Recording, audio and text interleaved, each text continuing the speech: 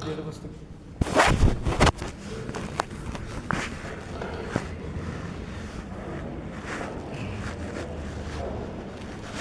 لله رب العالمين والصلاة والسلام على رسوله الكريم محمد وآله وأصحابه أجمعين. أما بعد فأعوذ بالله من الشيطان الرجيم. بسم الله الرحمن الرحيم. يا أيها الذين آمنوا كتب عليكم الصيام كما كتب على الذين من قبلكم لعلكم تتقون أياما معدودات. صدق اللہ العظیم. محترم اور معزز سامعین کرام، بزرگ اور دوستو، اللہ رب العزت کا شکر و احسان ہے کہ اللہ تعالیٰ نے رمضان مبارک کے قریب ہمیں پہنچا دیا. یہ بھی اللہ رب العزت کا بہت بڑا احسان ہے. قرآن کریم کی میں نے آیت آپ کے سامنے ابھی پڑھی ہے.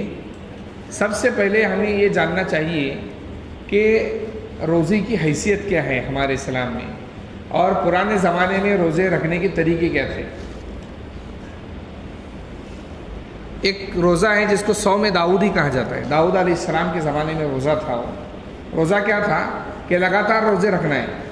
اس میں سحری بھی نہیں اور افطار بھی نہیں، سحری بھی نہیں اور افطاری بھی نہیں، بس لگاتار روزے رکھنا ہے. ہر مذہب کے اندر اللہ رب العزت نے روزے رکھنے کو کہا، اور 90 پارے کے اندر اگر آپ پڑھیں گے شروع کا پاؤ پارا، تو اس کے اندر اللہ تعالیٰ نے حضرت موسیٰ علیہ السلام کو جب کتاب دینے کا وعدہ فرمایا کہ ہم آپ کو توریت عطا فرمائیں گے، تو اللہ نے کہا کہ 40 دن آپ کو ایک جگہ پر بیٹھنا ہے، عبادت کرنا ہے، اور 40 دنوں کے اندر آپ کو روزہ رکھنا ہے. پہلے تو اللہ نے 30 دن فرض کیے ان پر. وَوَعَدْنَا مُوسَىٰ 30 لَيْلَةً وَأَتْمَمْنَاهَا ب10 فَتَمَّ مِيقَاتُ رَبِّهِ 40 لَيْلَةً. موسیٰ علیہ السلام ڈائریکٹ اللہ سے بات کرنے والے نبی تھے. کوئی طور پر گئے، اللہ تعالیٰ سے ہم کلامی شروع کر دی، گفتگو شروع کر دی. تو اللہ نے پہلے تو 30 دن لگایا کہ بھائی 30 دن روزہ رکھو، مکمل روزہ رکھنا ہے اور اعتکاف کرنا ہے. اعتکاف کریں گے 30 دن ایک جگہ پر بیٹھ کر روزہ رکھیں گے، اور اس کے بعد کتاب ہمارے پاس لینے آئیں گے. اب 30 دن ہونے کے بعد موسیٰ علیہ السلام نے سوچا کہ اب اللہ کے دربار میں جانا ہے. تو روزہ رکھنے سے کیا ہوتا ہے، آدمی کا پیٹ خالی ہوتا ہے، اور پیٹ خالی ہونے کی وجہ سے منہ سے بدبو آنا شروع ہو جاتی ہے. وہ منہ کی بدبو نہیں ہوتی، وہ پیٹ کی بدبو ہوتی ہے جو منہ سے باہر نکلتی ہے. تو موسیٰ علیہ السلام نے سوچا کہ چلو مسواک کر لیتا ہوں. تو لیا اور مسواک کرنے لگے. مسواک کرنے کے بعد اللہ کے دربار میں پہنچے تو اللہ نے کہا کہ ہم نے تو آپ کو کہا نہیں تھا مسواک کرو، جاؤ دوبارہ 10 دن پورے کر کے آؤ. بغیر مسواک کے آپ کو آنا ہے، بغیر مسواک کیے. کیوں؟ اس لیے کہ اللہ رب العزت کے نزدیک حدیث آپ صلی اللہ علیہ وسلم نے فرمایا، روزے دار کی منہ کی بدبو اللہ کے نزدیک مشک کی خوشبو سے بھی افضل ہے. روزے دار کی منہ کی بدبو اللہ کے نزدیک مشک کی خوشبو سے بھی افضل ہے. آپ جو دنیا دار لوگ ہیں، جن کی عقل میں آنے والی بات نہیں، یا جو اسلام کے خلاف باتیں کرنے والے لوگ ہیں، وہ تو کہیں گے بھائی کہ روزے دار کی منہ سے بدبو آتی ہے. اور اسلام کہتا ہے ان اللہ یحب التوابین و یحب المتطہرین، بے شک اللہ تعالیٰ توبہ کرنے والوں کو پسند کرتے ہیں اور پاک صاف رہنے والوں کو پسند کرتے ہیں. اور منہ کے اندر سے بدبو کا آنا برا ہے، اچھی بات نہیں ہے. منہ کے اندر سے بدبو آنا تو بری بات ہے، وہ تو اچھی بات نہیں ہے. تو پاک صاف ہونا چاہیے تھا. پھر کیوں اللہ نے ایسا کہا؟ اللہ نے اس لیے کہا ہے کہ دیکھو اللہ رب العزت کی ایک ذات ہے، اللہ کے ذات کے صفات ہے. صفات کیا ہے؟ اللہ رب العزت خود کھاتا نہیں، دوسروں کو کھلاتا ہے. پیتا نہیں، دوسروں کو پلاتا ہے. وہ سونے سے بھی نیاز ہے، اس کو نیند نہیں آتی. نیند تو دور کی بات، اس کو اونگ بھی نہیں آتی. ہم کو بعض مرتبہ ایسا ہوتا ہے کہ آدمی اگر کام سے تھک جائے تو بعض مرتبہ تھکنے کی وجہ سے وہ نیند کے جھونکے لینے لگتا ہے، اس کو اونگ کہا جاتا ہے.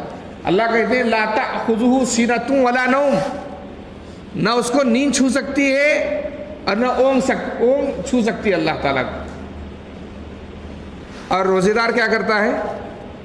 فجر کی نماز کے وقت سے لے کر مغرب کے نماز کے وقت تک، مغرب کی نماز کا وقت شروع ہو رہا ہے، اس وقت تک اپنے آپ کو کھانے پینے سے دور رکھتا ہے کہ میں کھاؤں گا بھی نہیں اور پیوں گا بھی نہیں. اور نہ کھانا نہ پینا کس کی صفت ہے؟ اللہ تعالیٰ کی. بھائی کھاتا کون نہیں؟ اللہ تعالیٰ. اللہ کو کھانے کی ضرورت نہیں. پانی کون نہیں پیتا؟ اللہ تعالیٰ. اس کو پینے کی ضرورت نہیں. اللہ کہتے ہیں جب میرے واسطے میرے بندے نے میری صفات کو اپنایا تو اب اس کے منہ سے اگر بدبو بھی آتی ہے تو وہ مشک کی خوشبو سے زیادہ افضل ہے. سمجھ میں آ رہی بات؟ اللہ رب العزت کہتے ہیں میرے واسطے میرے بندے نے میری صفت، اللہ کی صفت کیا ہے؟ جو کھاتا نہیں کھلاتا ہے، جو پیتا نہیں پلاتا ہے. اب یہ صفت بندے نے اپنائی ہے، لہٰذا اس کے منہ سے جو بھی بدبو آئیں گی وہ اللہ کے نزدیک مشک کی خوشبو سے زیادہ افضل ہے. تو موسیٰ علیہ السلام کو دوبارہ لوٹایا، 10 دن اعتکاف کیا اور 40 دن کے بعد عطا فرمایا. تو روزے پرانی شریعتوں میں بھی تھے. شروع اسلام کے اندر کیا تھا؟ اسلام کا جب ابتدائی دور شروع ہوا تو صحابہ اکرام رضوان اللہ علیہم اجمعین پر جو روزے فرض کیے گئے، اور روزے کا حکم کیا تھا؟ حکم یہ تھا کہ رات مغرب کے وقت آپ افطاری کریں گے، رات میں سونے سے پہلے آپ کو سحری کرنا ہے. رات میں سونے سے پہلے کیا کرنا ہے؟ آپ کو سحری کرنا ہے. اب ہمارے نزدیک ہم تو کیا کرتے ہیں بھائی؟ رات کے آخری وقت میں سحری کرتے ہیں. رات کے آخری وقت میں سحری کرتے ہیں. شروع اسلام میں صحابہ پر یہ حکم تھا. اب ایک صحابی تھے دیہات کے، اور وہ لکڑی بگڑی توڑ کر آئے، کام کر آئے اور رات میں سو گئے. اب بیچارے انہوں نے افطاری بھی صحیح ڈھنگ سے نہیں کی تھی، تو سونے کے بعد اب پریشان ہو گئے دن بھر. پھر اللہ تعالیٰ نے یہ حکم ختم فرمایا اور کہا صبح صادق کا وقت آنے سے لے کر رات کا جو عشاء کا وقت ہوتا ہے، مغرب کا وقت شروع ہو گیا، اس وقت سے لے کر سحری کا وقت یعنی فجر کی نماز کی شروع ہونے تک آپ افطاری جب چاہے کر سکتے ہو. لیکن بہترین سحری کا وقت یہ ہے کہ رات کے 6 حصے کیے جائے. جیسے رات اگر 8 گھنٹے کی ہے تو اس کے 6 حصے کرو. 1.5 گھنٹے ہو جاتے ہیں یا سوا گھنٹہ ہو جاتا ہے تو آخری سوا گھنٹے میں یا 1.5 گھنٹے میں سحری کی جائے گی. یہ سنت طریقہ ہے. تو پرانے شروع اسلام میں یہ طریقہ تھا. پھر کمزور صحابہ جو رات کے اندر آ کر اس کو جھیل نہیں سکتے تھے تو اللہ تعالیٰ نے یہ حکم ختم فرمایا. اب روزہ رکھنے کی مصلحت کیا ہے یہ بھی سمجھنا چاہیے.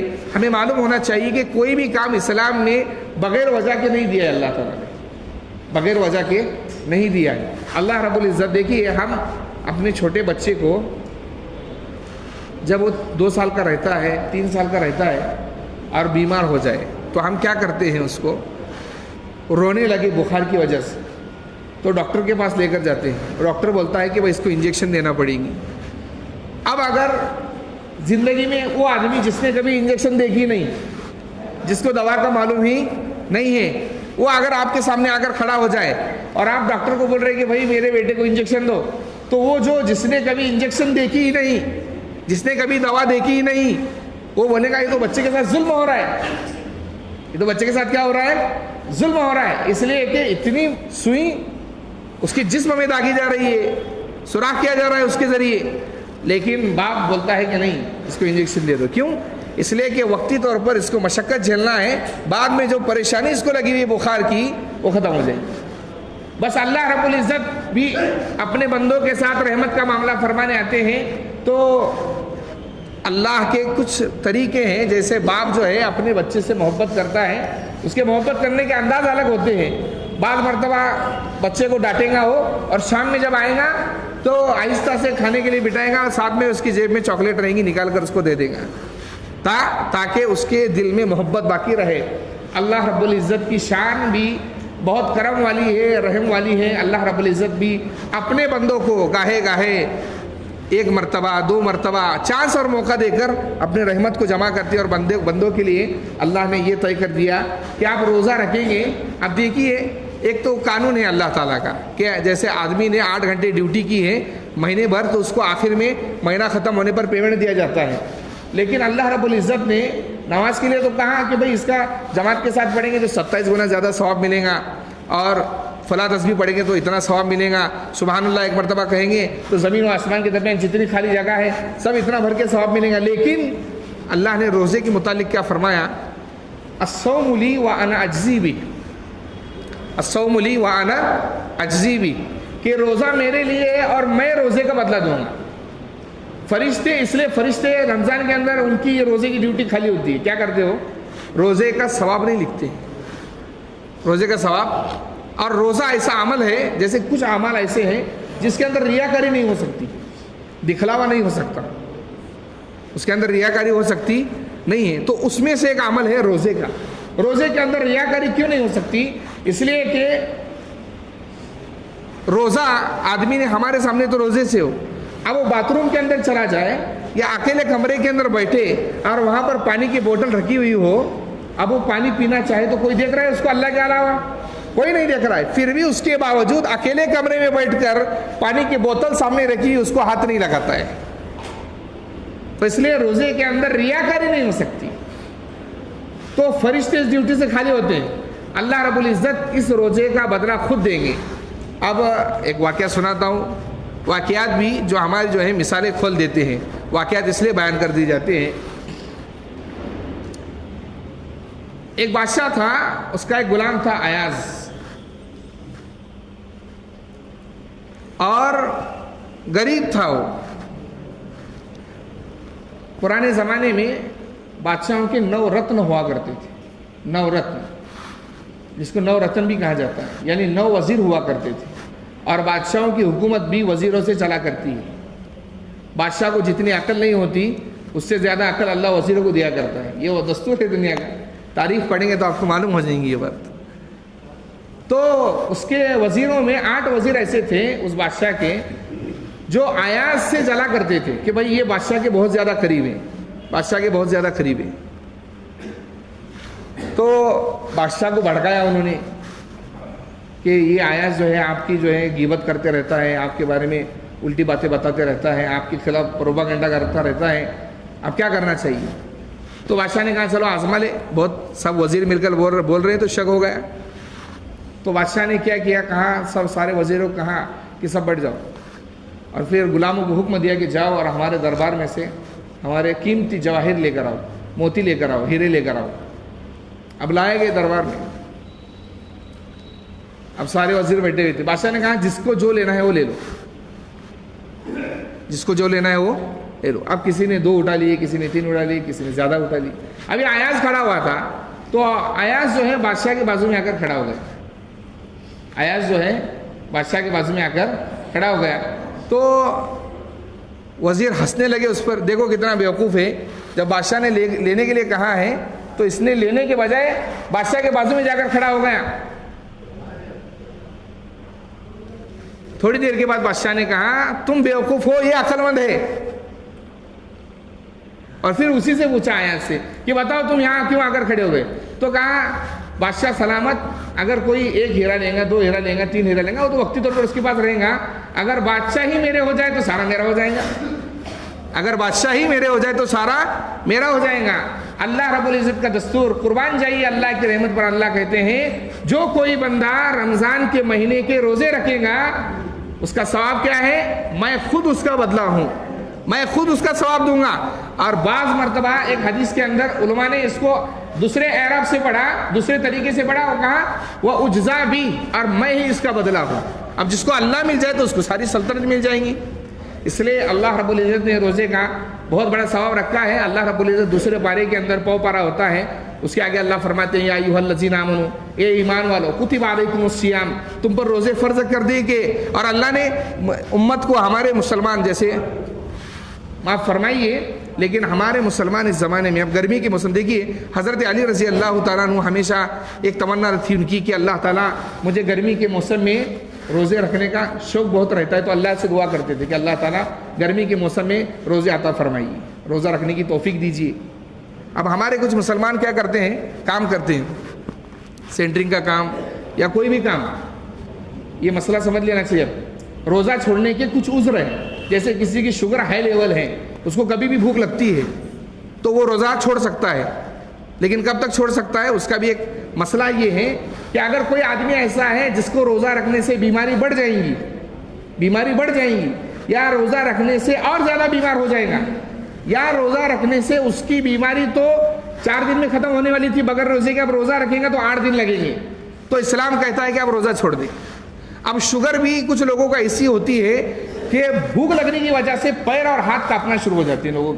کچھ لوگوں کو شوگر ہائی لیول کی، تو اس مرتبہ ایسا ہوتا ہے لوگوں کو. تو ایسے لوگوں کو مفتیان کرام نے فتویٰ دیا ہے کہ ایسے لوگ جو ہے روزہ چھوڑ دے اور اس کے بدلے فدیہ دیں گے، 2.25 کلو گیہوں دیں گے. میں تو کہتا ہوں 2 کلو گیہوں دو، کچھ زیادہ رقم تو ہوتی نہیں اس کی، 60-70 روپے 80 روپے ہو جاتے ہیں. ابھی ایسے لوگ روزے کا جو فدیہ دیتے ہیں وہ 30 روزے کا ان کو دینا پڑے گا. جہاں آپ زکوٰۃ کے مستحقین کو دے رہے ہو، اگر آپ کا کوئی سگا بھائی زکوٰۃ کا مستحق ہے، سگی بہن مستحق ہے، ان کو بھی آپ اس طریقے سے دے سکتے ہیں. لیکن بات ہماری چل رہی تھی کہ اللہ تعالیٰ نے امت مسلمہ کو، اللہ کو سارے حالات معلوم ہیں.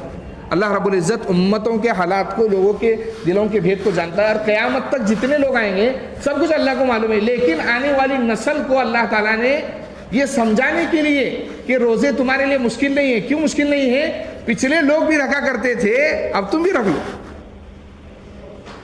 بزرگوں دیکھیے، آج کے زمانے میں ہمیں بادشاہوں والی نعمتیں ملتی ہیں.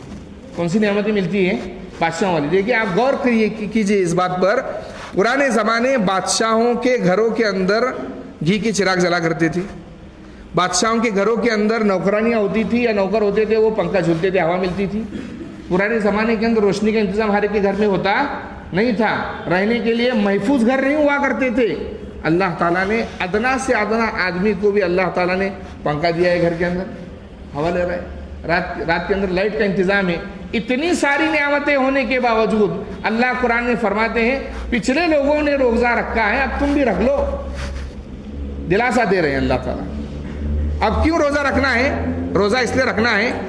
دیکھیے چند دنوں پہلے اخبار کے اندر ایک خبر چھپی ہوئی تھی، ابھی گزشتہ مہینے کے اندر. خبر کیا چھپی ہے؟ کینسر جو ہے، کینسر، یورپ کے سائنسدانوں نے اس بات کو واضح کیا ہے کہ کینسر کے جو جراثیم انسان کے پیٹ میں پیدا ہوتے ہیں، اگر آدمی اپنے آپ کو بھوکا رکھے تو وہ جراثیم کیا کرتے ہیں، جو دوسرے بیکٹیریا رہتے ہیں وہ کینسر کے جراثیم کو کھا لیتے ہیں. اس کی وجہ سے آدمی کو کینسر نہیں ہوتا. تو پھر انہوں نے کہا کہ اس کے لیے کم سے کم آدمی کو سال میں 30 دن بھوکا رہنا پڑے گا. کیا کہا ڈاکٹروں نے؟ آدمی کو سال میں کم سے کم 30 دن بھوکا رہنا پڑے گا. اب غور کیجئے اسلام پر کہ اللہ نے 30 دن روزے فرض کیے، 30 دن روزے فرض کیے. اب جس کو کینسر کی بیماری ہونے والی تھی، بیماری تو ہمارے زمانے میں آئی، صحابہ کرام کے زمانے سے یہ روزے فرض ہے. اب جو سائنسدان آج اس کے اندر حکم لگا رہے ہیں اور جو اس معلومات کو نکال رہے ہیں، ان کو سمجھنا چاہیے کہ اسلام نے تو 1400 سال پہلے اس پر روزے، مسلمان امت محمدیہ پر 30 دن کے روزے فرض کر دیے. تو روزہ رکھنے کا ایک فائدہ یہ ہے کہ آدمی کے جسم میں جو جراثیم اور بیکٹیریا ایسے پیدا ہو جاتے ہیں جو انسان کو بیماری کی طرف لے جاتے ہیں، روزہ رکھنے کی برکت سے جسم بھوکا رہتا ہے، وہ جراثیم ختم ہو جاتے ہیں. تو اللہ رب العزت نے روزے رکھنے کے چند فوائد بتائے. سب سے پہلے یہ ہے لعلکم تتقون، تاکہ تم پرہیزگار بن جاؤ. پرہیزگار کا مطلب کیا ہے؟ کہ اللہ کو ڈرنے والا، اللہ کو ڈرنے والا. مالک بن دینار رحمۃ اللہ علیہ سے ایک آدمی نے کہا کہ حضرت مجھے گناہ کی اجازت دیجیے، مجھے گناہ کی اجازت دیجیے. مالک بن دینار رحمۃ اللہ نے کہا گناہ کی تمہیں اجازت ہے، لیکن گناہ اس جگہ جا کر کرو جہاں پر اللہ کی زمین نہ ہو. گناہ اس جگہ پر جا کر کرو جہاں اللہ کی سرزمین نہ ہو، اور گناہ اس جگہ کرو جہاں اللہ نہ دیکھ رہا ہو، اور گناہ اس جگہ کرو جہاں اللہ نہ دیکھ رہا ہو. اور جو سانسیں تم لے رہے ہو، ان سانسوں کو لیے بغیر گناہ کرو، کیونکہ یہ اللہ کی دی ہوئی سانسیں. تو پشیمان ہو گیا آدمی، کہا تو یہ تو نہیں ہو سکتا، پھر کیوں گناہ کر سکتا؟ تو اللہ نے روزہ اس لیے عطا فرمایا ہے کہ آدمی کے اندر اللہ نے 2 طاقتیں رکھی ہیں. ایک رکھی ہے نورانی طاقت، اور ایک رکھتی ہے حیوانی طاقت، جس کو کہتے ہیں جانوری طاقت. جانور والی صفت انسان میں کیا ہے کہ آدمی کھاتا ہے پیتا ہے، جیسے جانور بھی کیا کرتا ہے، کھاتا ہے پیتا ہے اپنی زندگی، ایسے ایک آدمی انسان بھی گزارتا ہے. لیکن ایک نورانی طاقت رکھی ہوئی ہے. آدمی جب روزہ رکھتا ہے تو یہ نورانی طاقت بڑھتی ہے، اللہ کا نور اس کے اندر پیدا ہوتا ہے، وہ اللہ کے بہت زیادہ قریب ہو جاتا ہے، اس لیے اس کے اندر پرہیزگاری بڑھ جاتی ہے. دوسرا یہ ہے کہ جو غریب مسلمان ہیں، ہمارے گھر کے آزو بازو رہتے ہیں. اب کچھ لوگوں کو یہ مسئلہ بھی معلوم ہونا چاہیے کہ گھر کے آزو بازو میں جو پڑوسی ہے وہ کہاں تک ہوتا ہے. جو پڑوسی ہو، حضور اکرم صلی اللہ علیہ وسلم نے یہاں تک فرمایا ہے حدیث مبارکہ میں، وہ مسلمان ہو نہیں سکتا جس کا پڑوسی بھوکا رہے. وہ مسلمان ہو نہیں سکتا جس کا پڑوسی بھوکا رہے. اب آپ بولیں گے تو کافر نہیں، کامل مسلمان نہیں ہو سکتا. جو حضور کو چاہیے مسلمان، وہ مسلمان نہیں ہو سکتا. جو اللہ کو مسلمان چاہیے وہ مسلمان نہیں ہو سکتا. 40 گھر سیدھے طرف، 40 گھر الٹی طرف، 40 گھر آگے اور 40 گھر پیچھے، یہ پڑوسی ہوتے ہیں. کتنے گھر؟ 40 گھر سیدھے طرف، 40 گھر الٹی طرف، 40 گھر آگے اور 40 گھر پیچھے. آج کے زمانے میں اتنا میں تو بولتا ہوں کہ آزو بازو کی پڑوسی کا خیال رکھنا چاہیے. روزے اس لیے فرض کرائے اللہ نے کہ غریب لوگوں کا خیال آ جائے کہ غریب جب بھوکا رہتا ہے تو اس کے جسم پر کیا گزرتی ہے.